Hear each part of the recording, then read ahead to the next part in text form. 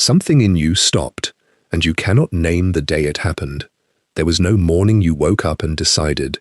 There was no argument, no diagnosis, no letter, no phone call that split your life into a before and an after. Nothing broke, nothing arrived, nothing collapsed in a way that anyone close to you could have seen. And yet, something ended. You know it ended the way you know a house is empty before you open the door. Not from evidence, but from the quality of the silence coming out of it. This is the part almost nobody talks about, because it does not look like anything from the outside. There is no scene, no story you could tell a friend that would make them understand. No moment you could point at and say, there, that was it. If you tried, it would come out as nothing at all. I've just been tired lately. I don't know. I'm fine.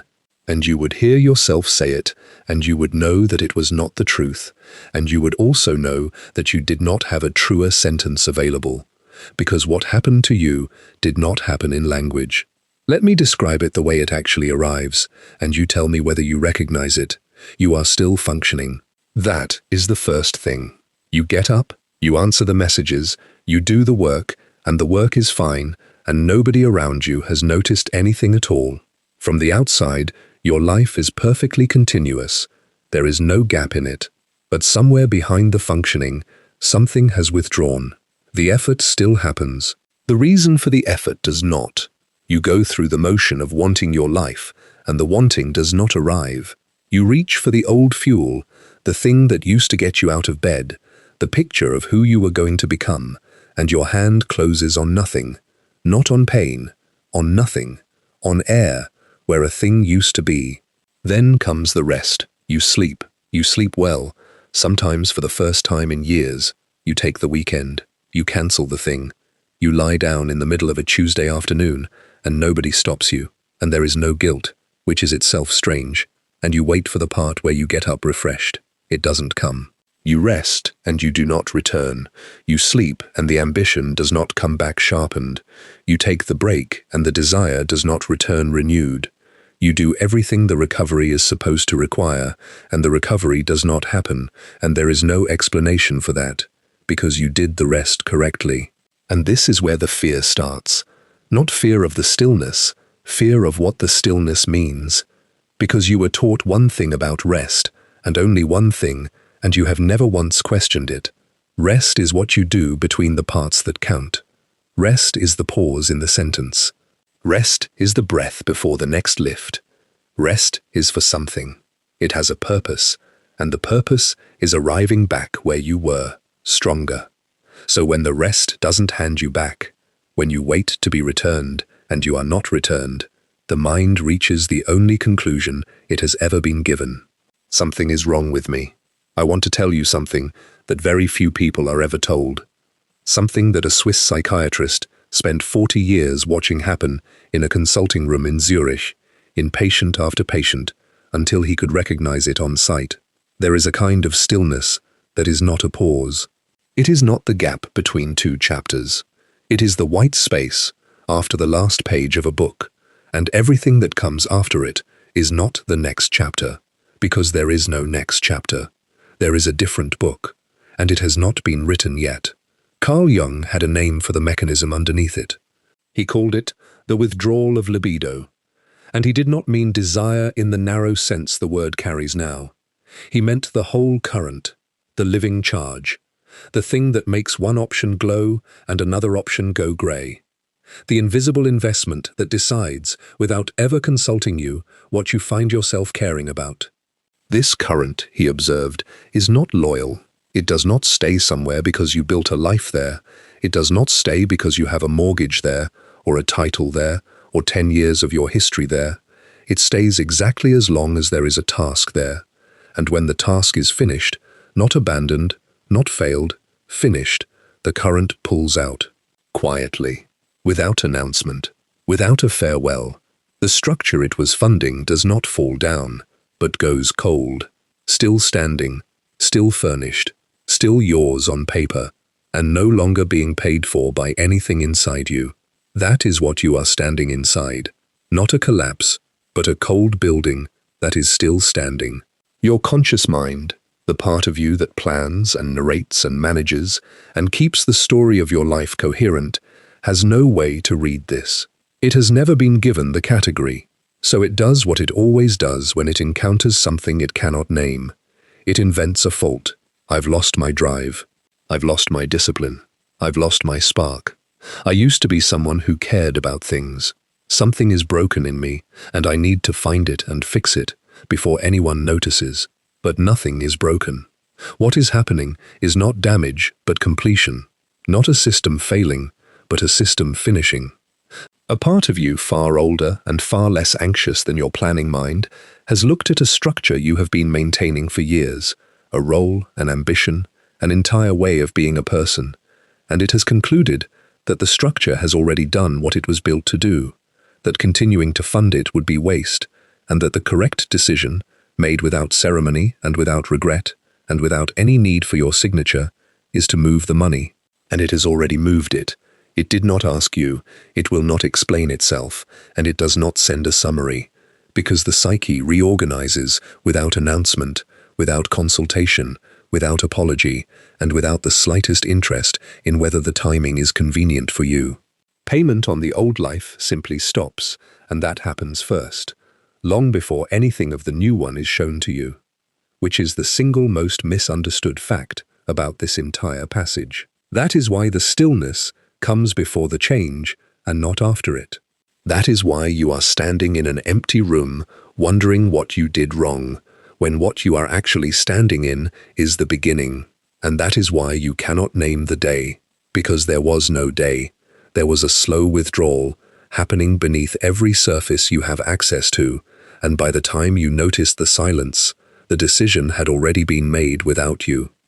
If any part of this is landing, if you recognize the specific texture of it, the stillness that does not comfort, the rest that does not restore, the strange absence of suffering inside something that should hurt, then stay with me to the end of this, because there are 4 more things that happen after this, and each one is stranger than the last, and the last one is the reason the entire thing was necessary.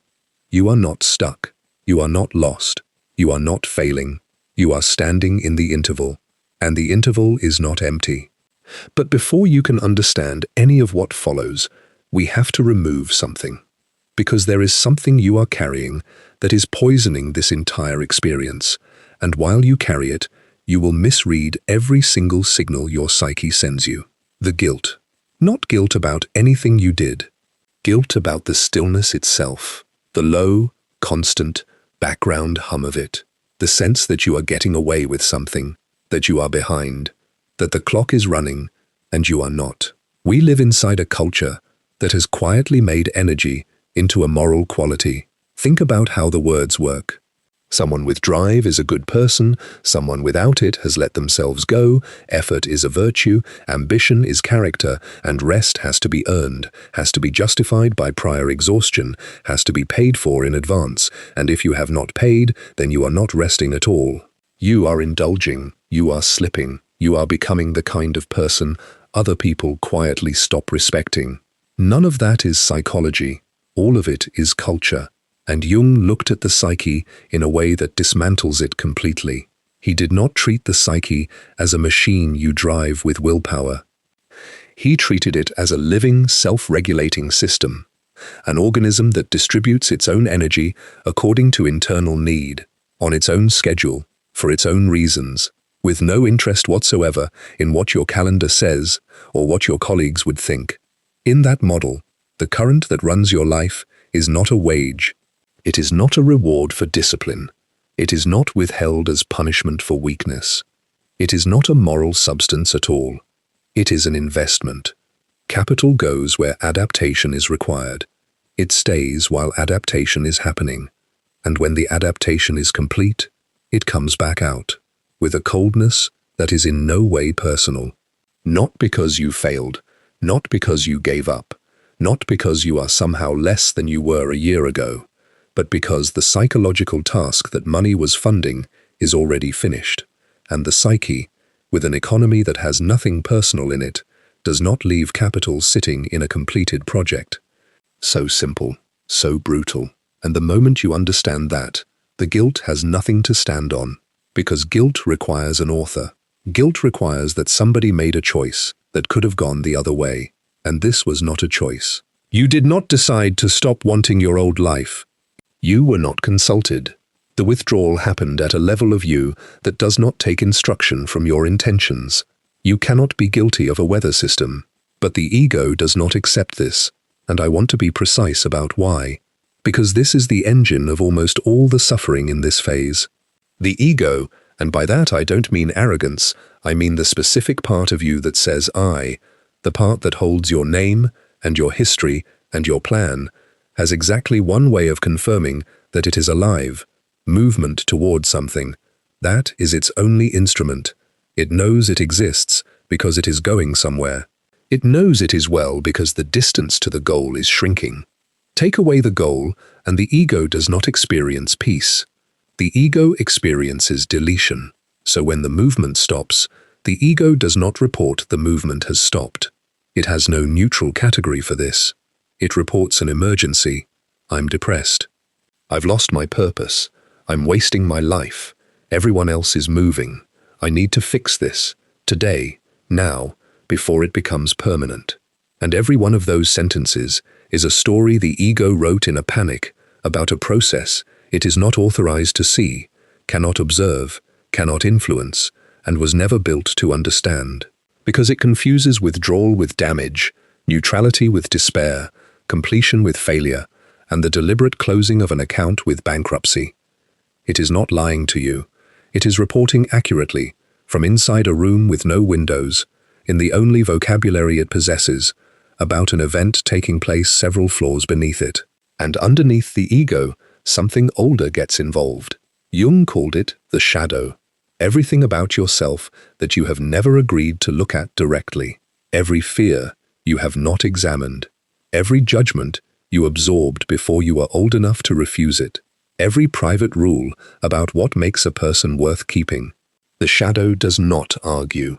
The shadow whispers. And in a phase like this, it says the oldest thing it knows. If you are not producing, you are not valuable. If you are not moving, you are falling behind. If you stop, they will see what you actually are. That is not a psychological truth. That is a sentence somebody said near you a long time ago, and you were too young to throw it away, so you kept it, and it has been charging you rent ever since. Jung saw through the whole arrangement. He saw that there are seasons in a human life where stillness is more active than motion, where emptiness does more work than effort, where doing nothing is not the absence of the process, it is the process. Because here is what is actually happening in the interval. You are not resting in order to return. You are resting because something in you no longer requires your participation. A loop has closed, a cycle has completed, a phase has ended, and the next one is being assembled somewhere you have no access to. But that assembly cannot happen while you are busy keeping the old thing alive. It cannot happen while you are still pouring energy into goals that no longer resonate. It cannot happen while you are still introducing yourself as a person who no longer exists. So the psyche cuts the supply, not to punish you, to make you let go, to open your hands, and only empty hands can receive. That is the work of this stillness. Not recovery, release. Not recharging, emptying. Not preparing you to go back, but preparing you to become something that cannot go back. And that is never comfortable, never clear, never what you expected. But it is necessary, it is inevitable, and it is already underway, whether or not your ego has agreed to see it. Out of this stillness, a second thing emerges, and this one is so quiet that most people live through it without ever noticing it happened. You stopped explaining yourself, not out loud. Inside, there used to be a voice in you that built the case. It ran constantly, underneath everything, like a lawyer preparing for a trial that never quite began. It justified the decision you made last year. It rehearsed how you would describe your situation if someone asked. It composed the reply you would give to a person who is not in the room and may never have thought about you at all. Here's why I'm doing it this way. Here's why it took me this long. Here's what I'm actually working toward. Here's what you don't understand about my position. That voice has gone quiet. You did not silence it. You did not do the work, or read the book, or reach some hard-won acceptance. It simply stopped filing. At first, you barely register it. Then you notice the shape of the absence. Somebody asks what you're up to these days, and you hear yourself give a short, flat, true answer, with no case attached. And you feel a small shock, because the old version of you would have spent the next 4 minutes constructing a defense nobody requested. And you notice that you don't mind what they think. Not defiantly. That is the strange part. There is no "I don't care anymore" delivered with heat. There is no rebellion in it. The caring simply is not there to be overridden. Someone could form an opinion about your life in front of you, and it would land like weather in a city you don't live in. The ego finds this deeply threatening, and it should, because it is losing its main function. Because the thing that was being defended in all that internal argument was not your decisions. It was a construction. Jung called it the persona, the interface you built to be received by other people. Not a lie exactly, a working surface, the version of you that could be introduced, understood, approved of, employed, loved by the specific people whose approval you were organized around. That persona had to be maintained, constantly. That is what all the internal argument was for. Every rehearsed explanation, every anticipated objection, every private justification, all of it was maintenance work on a structure that had to hold a certain shape in order to be accepted. But maintenance only continues while the building is in use. When the psyche withdraws the current from a persona, the arguing stops on its own, not because you won the argument, but because the court dissolved while you were still preparing for it. The audience you were addressing, the internalized parents, the imagined colleagues, the version of your friends that lives in your head and is harsher than any of them actually are, that audience has lost its jurisdiction over you, and it happened without a verdict, without a confrontation, without you ever standing up to anyone. That is why it doesn't feel like a victory. Victories are loud. This is just an empty courtroom on a weekday. Now watch what the ego does with this, because it is predictable and it causes real damage. The ego reads the silence and it panics in a very specific direction. It says, I am becoming someone who doesn't care. I am losing my standards. I am becoming arrogant or cold or checked out. This is the beginning of me letting everything go. Underneath that, the shadow amplifies the alarm because it has a vested interest here. The shadow is where you keep everything about yourself you have never approved of, and one of the things it holds is your fear of being seen as difficult, or ungrateful, or selfish, or too much. The persona was built partly to keep those things buried, and when the persona goes quiet, the shadow gets nervous because its cover is being removed. So it whispers a warning dressed up as conscience. People are going to notice you've changed.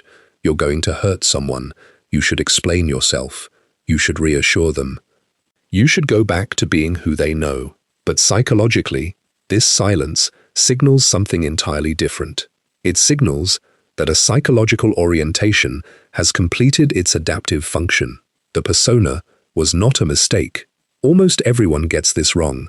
The persona was correct. It was not vanity, but engineering, built by an intelligent system under real conditions to solve a real problem. Belonging, safety, being legible to people whose approval you genuinely needed at the time. It worked. It got you here. And now it is finished. Not wrong, not shameful, not something to be angry at yourself about. Finished. The way scaffolding is finished when the wall can stand. And the psyche does not hold a ceremony for scaffolding. It just stops paying for it and lets it go quiet and moves on to whatever is next. So the argument stops. The rehearsals stop. The internal press office closes.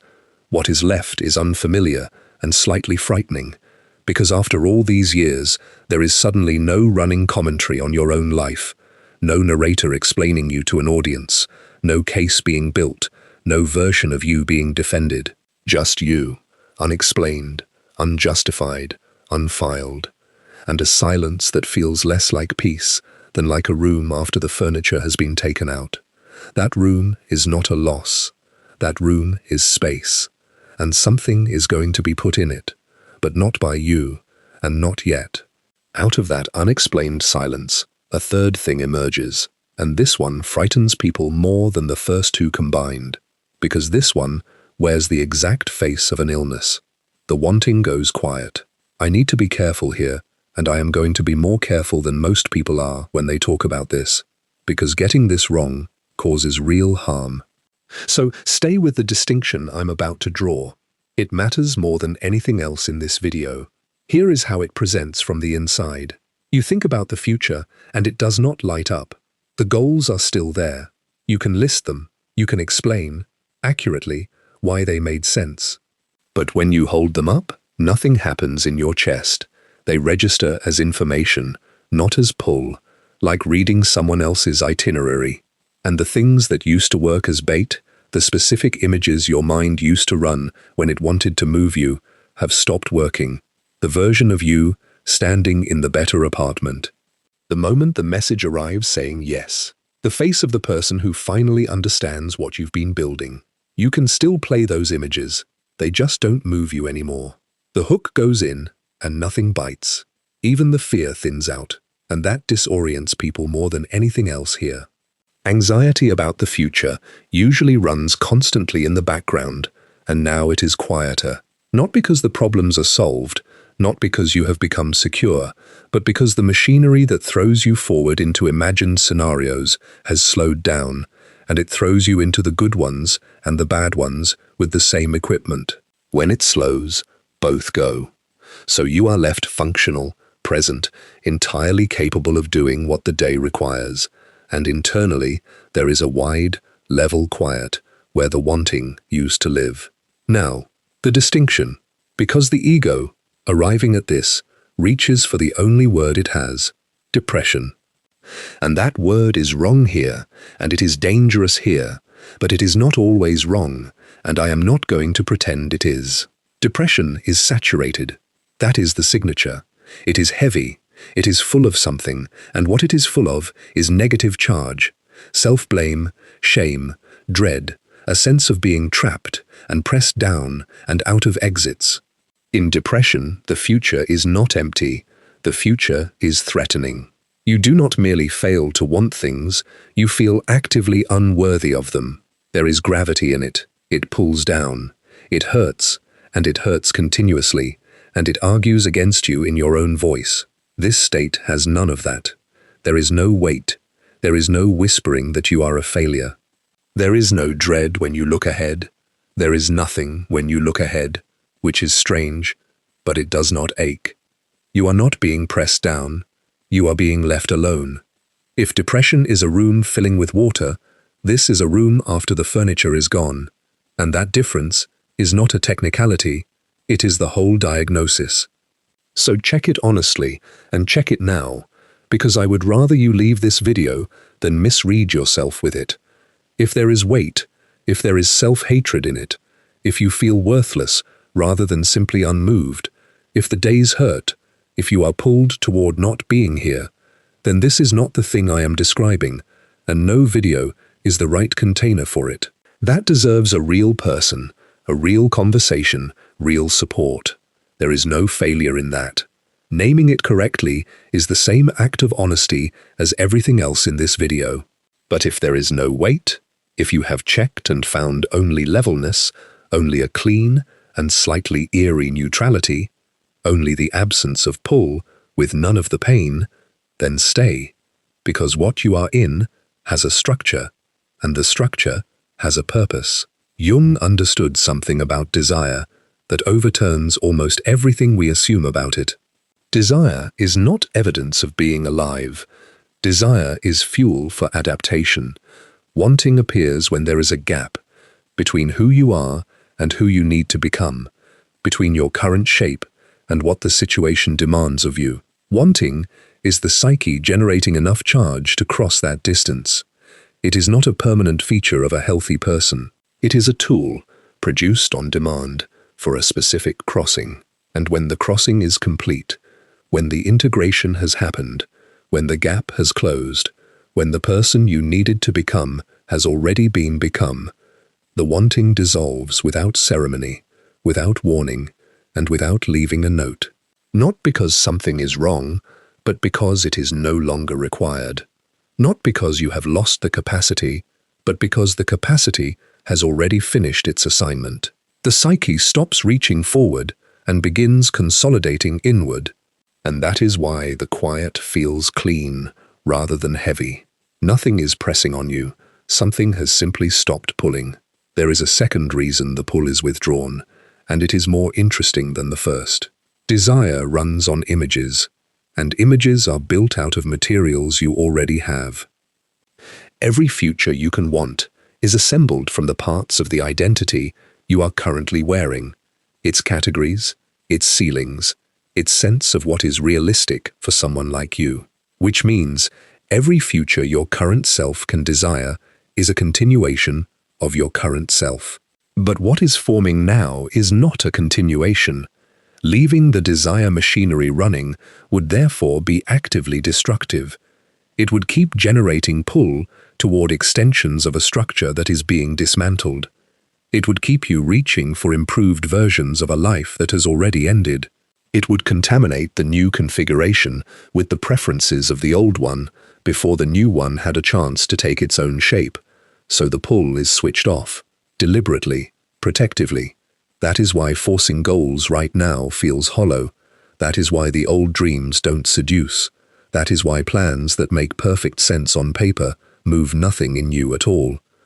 Not because you have lost the capacity to want, because your psyche is protecting a more important process, and your wanting was in the way. The absence of desire is not a hole to be filled urgently. It is a clearing, a flat, prepared surface on which a different configuration can be laid down. And when it is ready, when the reorganization completes, the wanting that returns will not feel like the old wanting. It will not feel like hunger. It will not feel like a lack demanding to be closed. It will feel like inevitability, like something that has already been decided somewhere below you and is now simply informing you.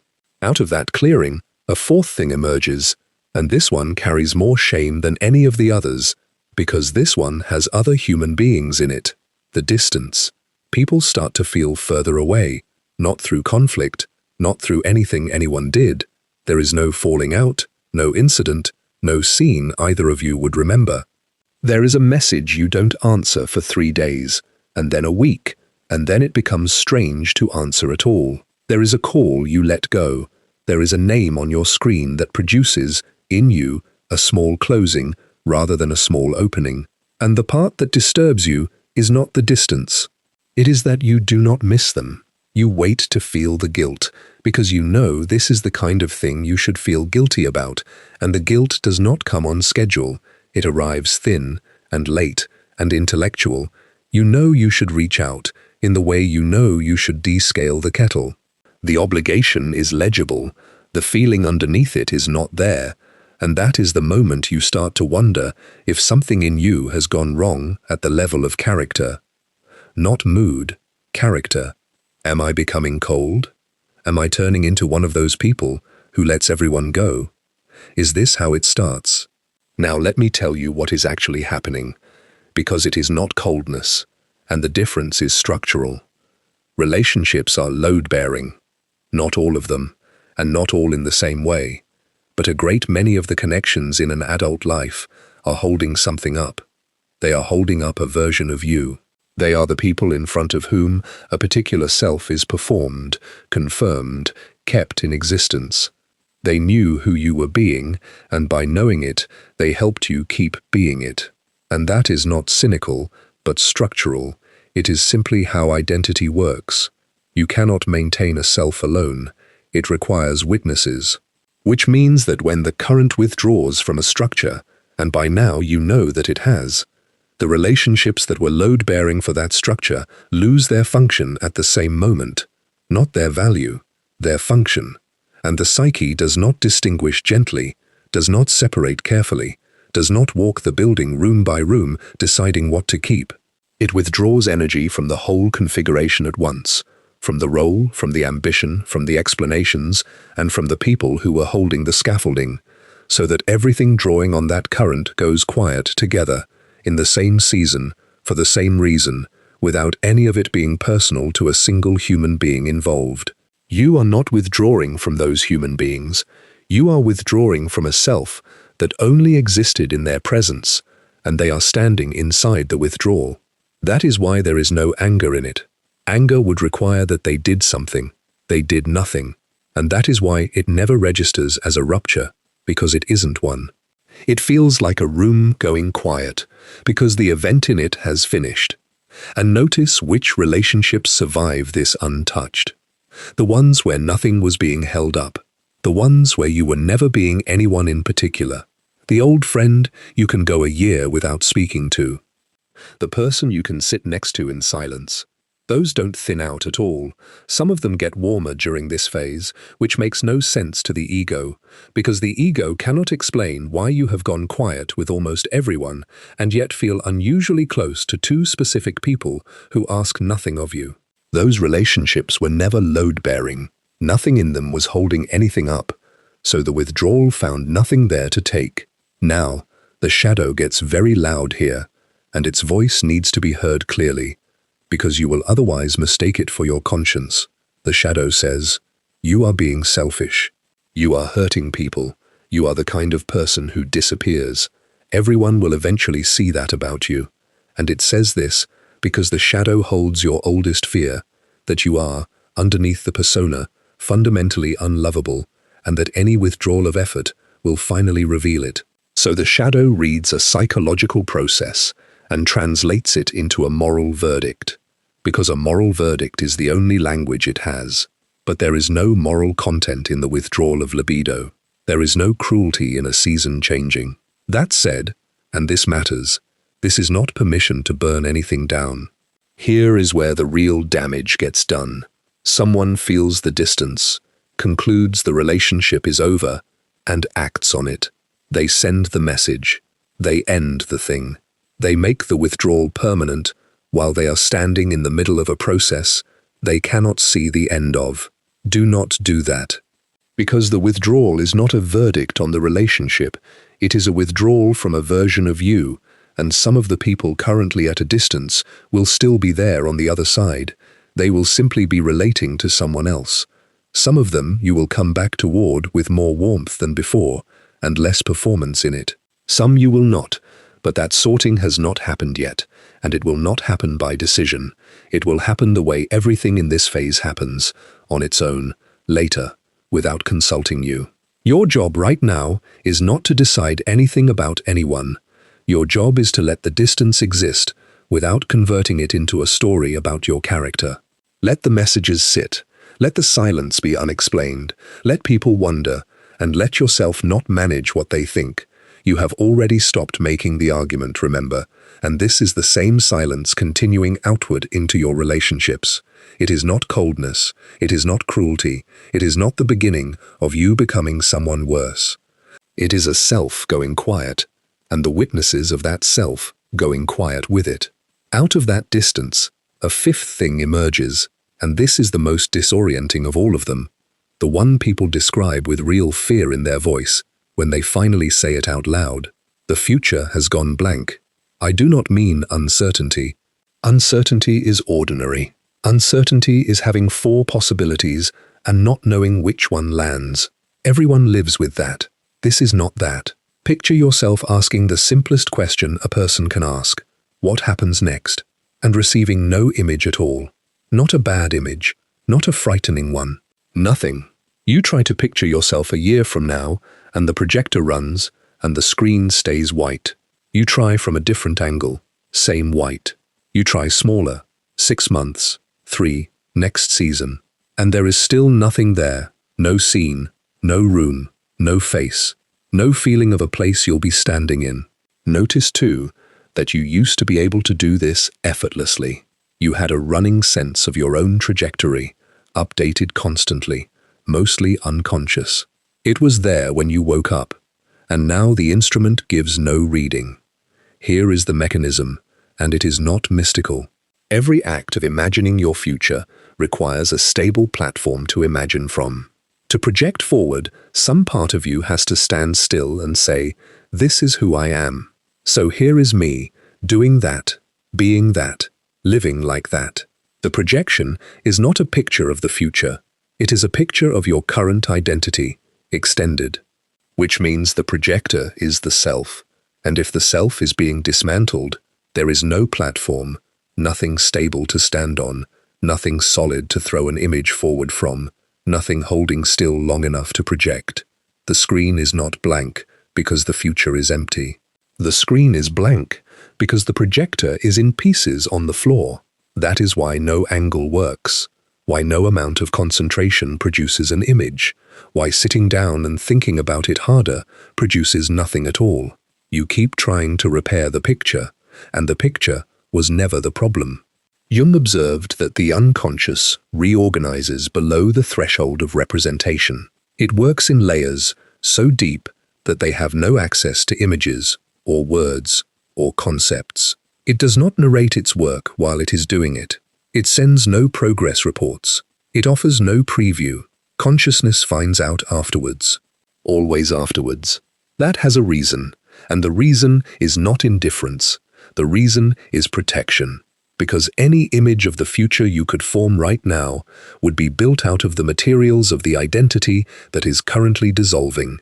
It would be dragged back toward familiar shapes. It would be limited by what your present self recognizes as possible for someone like you. Your imagination at this exact moment is compromised, not weak, compromised. It is still running the old categories, and what is forming does not fit in the old categories. So the psyche keeps it dark, not as punishment, as protection of the process. If the process were visible to the ego would immediately begin managing it, optimizing it, steering it back towards something recognizable, and it would be ruined before it was finished. The blindness is not a failure of vision, but an act of precision. Your ego cannot bear this, which is the source of almost all the anxiety in this phase. Because the ego needs a map. It cannot tolerate not knowing. It cannot sit in total ambiguity without generating something to hold, so it starts producing anxiety disguised as reasonable planning. But what am I going to do? Where is this going? Shouldn't I at least have a direction? What if I'm still like this in a year? Those questions feel like responsibility. They are not responsibility. They are the ego demanding a preview of a film that is still being shot so that it can pretend it is the director. And the psyche does not negotiate with that demand. It does not hurry because you are uncomfortable. It does not reveal its plans because you asked politely. So the question stays open. What comes next? What follows will be difficult to accept. Sit with it rather than resolving it. That question is not going to be answered in this video. Not because I am withholding it, because it cannot be answered, not by me, not by you, not yet, not by any means available to your conscious mind. The answer does not currently exist in a form that thinking can hold. It exists as pure potential, as a reorganization in progress, in layers so far beneath language that when it finally surfaces, it will not arrive as an idea you consider. It will arrive as a fact you are already living inside. And the not knowing is not the obstacle between you and that. The not knowing is the condition that makes it possible. You are not lost. You are in the part of the passage where darkness is the instrument. If this is landing, if you know exactly the white screen I'm describing, then send this to someone who has gone quiet lately. Someone who has stopped explaining themselves, who cancelled the last few things, who you assumed was just tired. They may be somewhere in this, with no language for it, quietly deciding that something is wrong with them. They might need to hear that nothing is wrong with them. That they are not broken, not lost, not failing, but exactly where the process needs them to be. Out of that blank screen, a sixth thing emerges. And this is the one that actually shakes people, because this is not a symptom. This is a revelation about the entire structure of your life. You were not steering. Not now, not ever. Sit with that for a moment, because your first reaction will be to soften it, and I don't want you to soften it yet. You have spent your life inside a particular assumption that there is a you at the center, making the decisions, weighing the options, choosing the direction. That your life is the accumulated result of your deliberate choices, and that the quality of the life reflects the quality of the choosing. And then a phase like this arrives and quietly demonstrates that the most important reorganization of your adult life is happening entirely without your involvement. You did not choose to stop wanting. You did not decide to go quiet with people. You did not schedule the end of the argument in your head. Every significant thing that has shifted in the last months shifted before you noticed it, and you found out afterwards, the way a country finds out about a decision from the announcement. Which raises the question the ego most wants to avoid. If you were not steering this, what else were you not steering? Here is the honest answer, and Jung spent a career arriving at it. The ego is not the president. The ego is the press secretary. It stands at the podium. It explains the decision with confidence. It gives coherent reasons, and the reasons are plausible, and they are delivered in your own voice, so of course you believe them. But it was not in the room where the decision was made. Think about the actual turning points in your life. The real ones, not the ones you talk about, the ones that actually moved you. How many were the output of careful deliberation, and how many were something closer to, you found yourself doing it. You knew, suddenly and without argument, that you were leaving. You met someone, and the whole structure of the next decade reorganized itself around a conversation you did not plan. And afterwards, you constructed the reasons. And the reasons were true, in their way. They were just written after the fact, by the press secretary, to make the decision presentable. None of this is a defect in you. It is the architecture in everyone. The press secretary is not a liar. The press secretary believes the statement completely, because the statement is the only material it has ever been handed. It was not present for the deliberation, was not shown the evidence, was not invited to the meeting. It was given a decision that had already been made, in a language it does not speak, and asked to make it sound like a choice. And it has done that job so well, for so long, that you have spent your entire life believing you were in the room. This is what the shadow is most afraid of. Not failure, exposure. Because admitting that you were never fully steering means admitting something worse, that a great deal of the effort was unnecessary. How much of your struggle was resistance to something that was going to happen anyway? How much of the agonizing was theater performed for an audience of one? How many of those long nights of deliberation were the press secretary rehearsing a speech about a decision that had already been made downstairs? That is a genuinely painful thing to look at, and the ego will do almost anything to avoid it. It will manufacture urgency. It will start a project. It will pick a fight.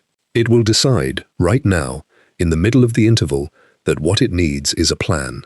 Anything to restore the feeling of holding the wheel. Watch for that, because it will come dressed as motivation returning. And it is not motivation returning, but panic wearing motivation's coat, arriving at exactly the moment the ambiguity became unbearable. But here is the turn, and it is the reason this whole passage is worth going through. The thing that was steering is not indifferent to you. That is the fear underneath the fear, that if you are not driving, then nothing is, and you are simply being carried by an accident.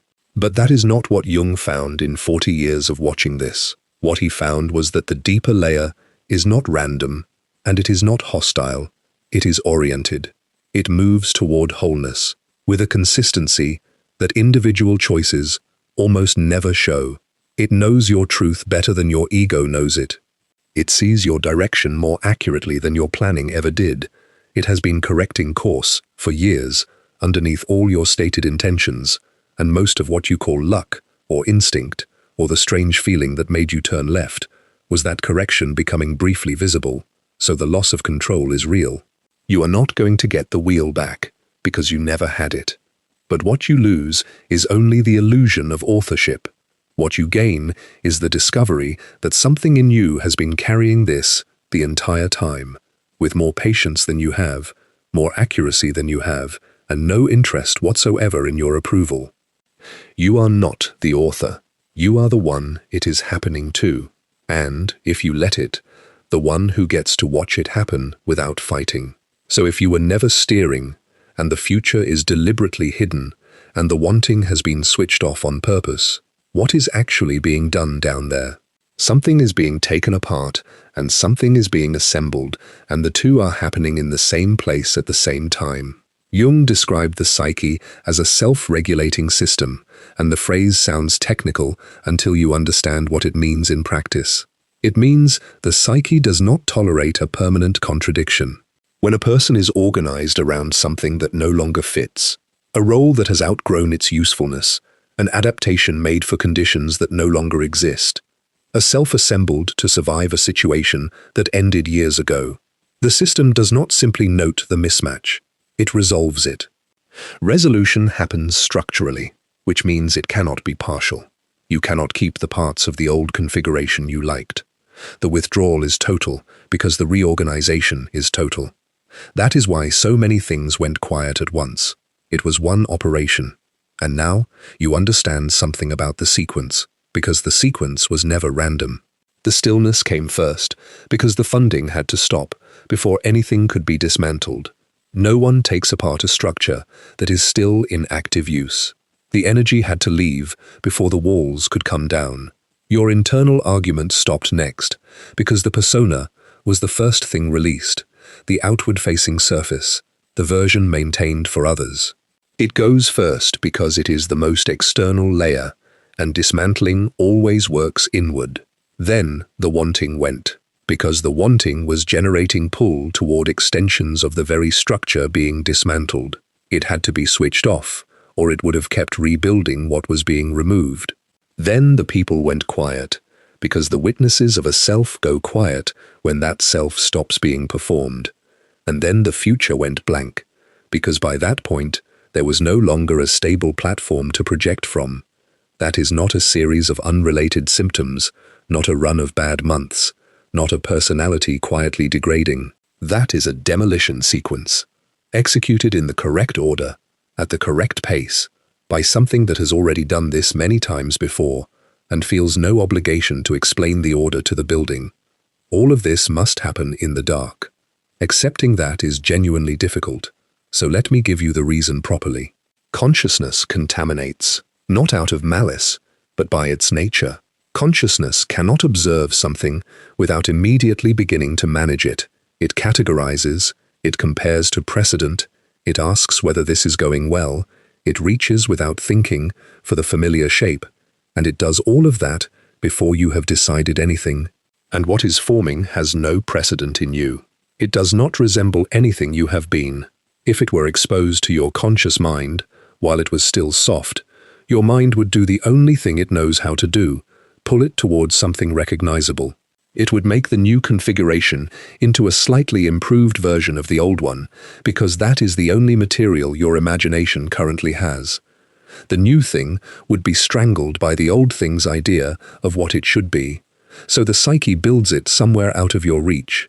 Not because you are untrustworthy, but because your conscious mind is, right now, made entirely out of the past, and the unconscious will not permit the past to design the future. That is why there is no timeline. And I know this is the question underneath everything you are feeling. How long? Days, weeks, months. Sometimes longer. It varies, and it varies for a reason that is not comforting, but is at least honest. The process is not on a schedule, because it is not a duration. It is a completion. It ends when the reorganization is finished, and not 1 hour earlier, and no amount of readiness on your part moves that date. The unconscious does not work to your calendar, and every time you try to force a direction, every time you try to manufacture the old motivation, every time you fight the state instead of inhabiting it, the only thing you achieve is delay, not prevention. Delay, because what is forming will form with or without your agreement, with or without your understanding, with or without your effort. The question was never whether it happens. The question is only whether you spend the interval resisting or resting. One more thing is being done in the dark, that almost nobody names, so I will name it. You are being separated from the belief that your worth is a function of your output. That is not a side effect. That is load-bearing work, because the configuration that is coming cannot be sustained by the engine that ran the last one.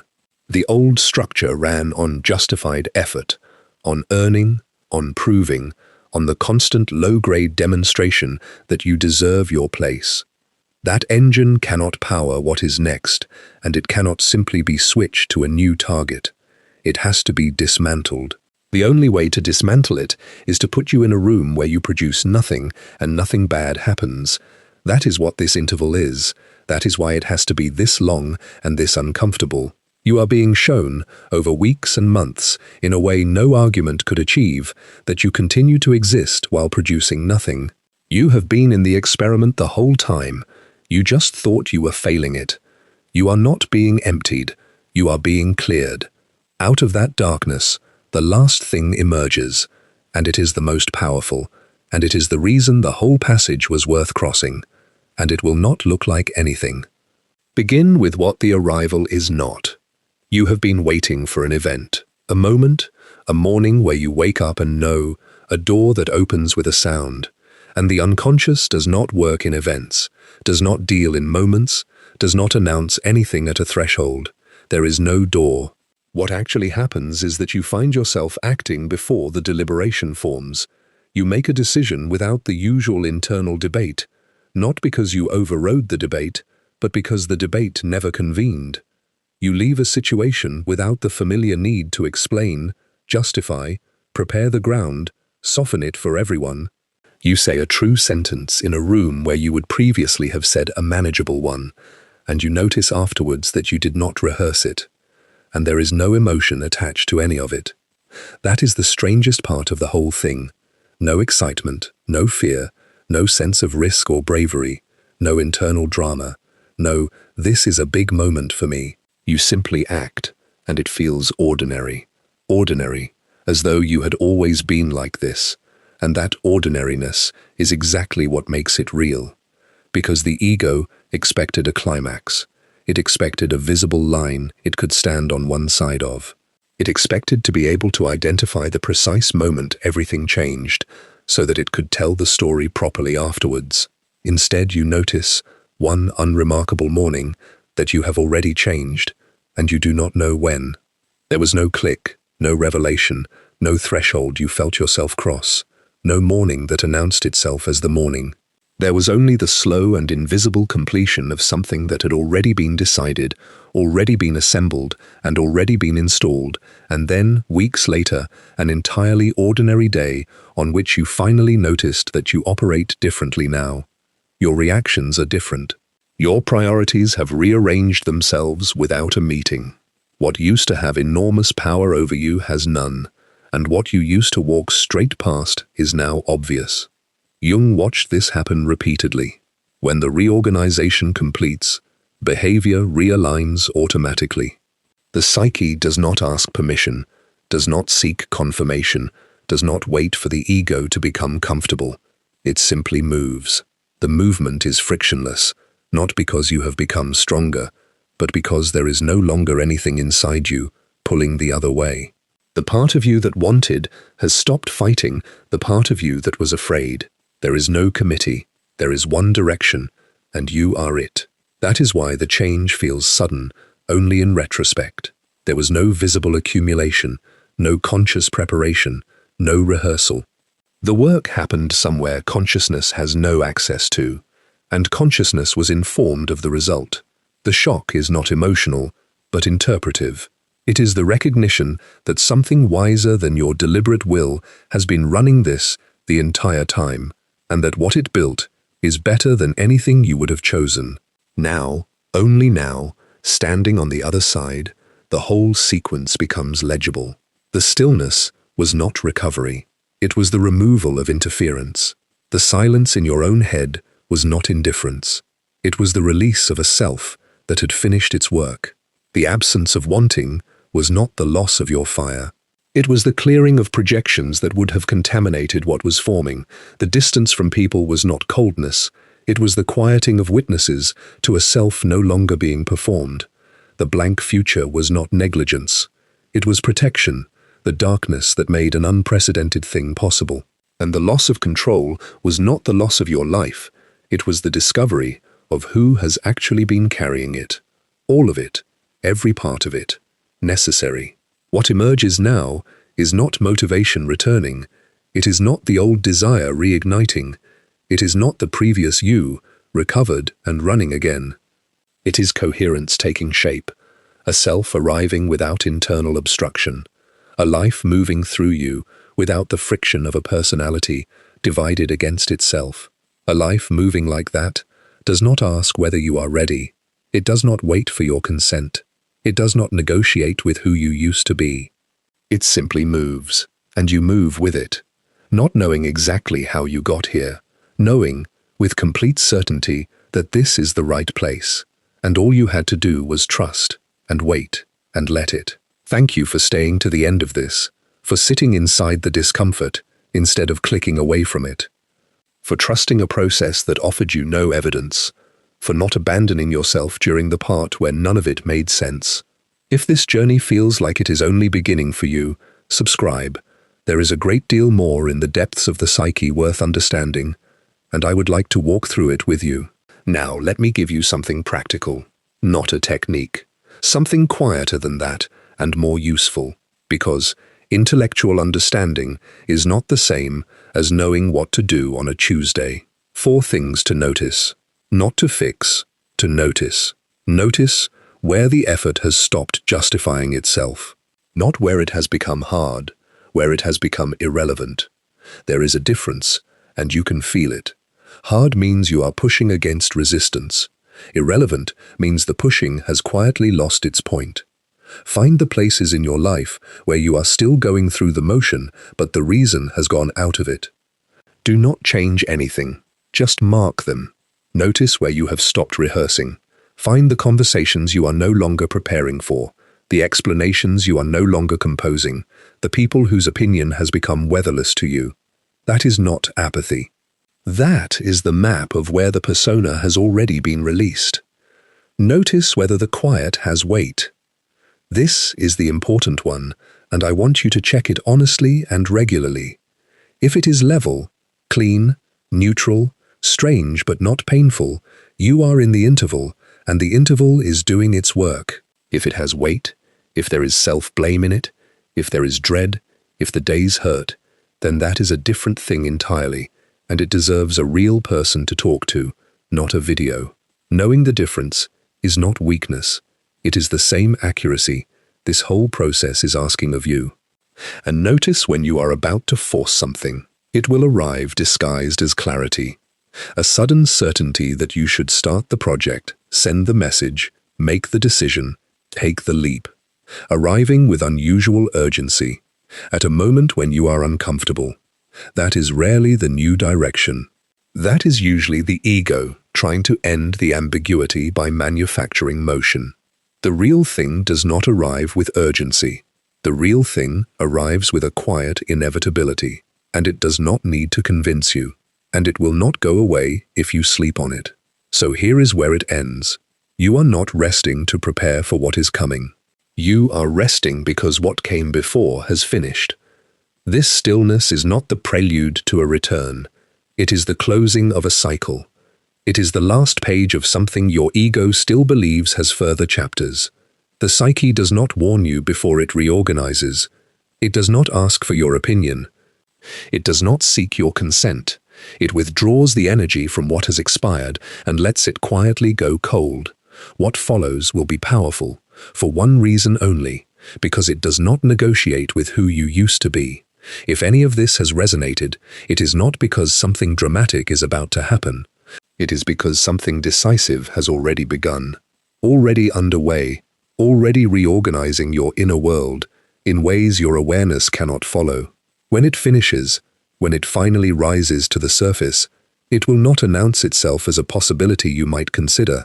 It will arrive as a fact you are living inside, as a reality you already inhabit, as a self you already are, with no visible transition, with no identifiable turning point.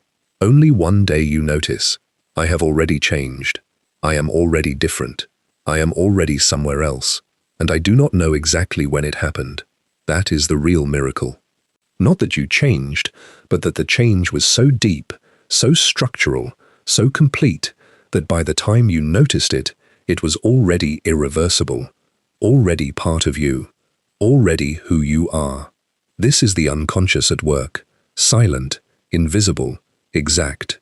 Your only task is not to interfere, to trust, to allow, to stay inside this uncomfortable stillness without trying to end it early. Because the time of the unconscious is not your time. Its schedule is not your schedule. Its wisdom is deeper than your understanding. And when you stop resisting, everything flows. And what emerges is truer, more authentic, more you than anything you could ever have consciously planned. It comes from a place that knows your truth better than your mind knows it, that sees your direction better than your eyes see it, that has been carrying you the whole time without ever once asking for the credit. And the only thing you have to do is get out of the way and let it happen. And when it happens, it will take your breath away. Not because it is dramatic, because it is obvious, because it is quiet, because it is inevitable, because it was already yours.